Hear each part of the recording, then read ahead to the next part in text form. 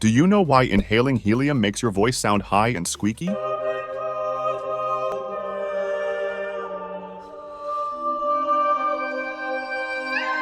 We're all familiar with the hilarious effect of inhaling helium, transforming our voices into high-pitched squeaks, reminiscent of characters from Alvin and the Chipmunks. But have you ever wondered why helium has this peculiar impact on our vocal cords? Surprisingly, it's not because helium alters the pitch of our voices. To understand why inhaling helium changes the sound of our voices, let's take a quick dive into how our voices work. According to Gayatri Dayas, chief bioscientist at the Franklin Institute, when we speak, our vocal cords vibrate at a specific frequency, producing sound waves that are then perceived by others. This frequency, or rate of vibration, determines the pitch of our voice. However, inhaling helium doesn't affect the frequency of our vocal cord vibrations. Instead, it alters the timbre or sound quality of our voice. Just like different musical instruments produce unique tones despite playing the same note, our voices consist of a complex mix of tones. When your vocal cords vibrate, they produce a combination of different frequencies, explains Das. This mix of frequencies contributes to the overall sound quality of your voice. But what's really going on behind the scenes? When helium is inhaled, it causes the higher-pitched tones to resonate more in the vocal tract, amplifying them and making them louder in the mix. Meanwhile, the lower tones resonate less, resulting in a disproportionate amplification of higher frequencies over lower ones. These two effects combine to create a flat sound characteristic of a chipmunk-like voice. In essence, helium strengthens the higher frequencies while dampening the lower ones, adds Das. So the next time you're tempted to inhale helium for a good laugh, remember that it's not your voice's pitch that's changing. It's the unique blend of tones that gives you the power to sing like Alvin without the use of auto-tune.